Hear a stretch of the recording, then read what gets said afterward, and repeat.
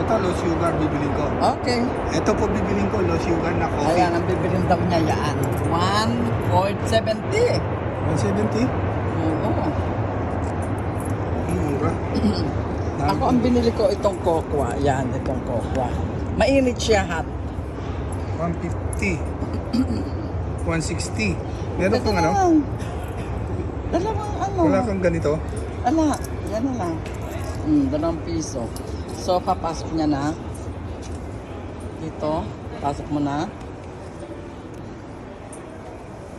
Yan. Tapos, pindot sa low sugar. Yan. Pindot siya doon. Ayun, nalaglag na. Yan. Okay. Saan yung kanyang sukle? Ay, kat mo na yung sukle mo. Ayun. Yan. Okay. Yay! Yes. Patsui.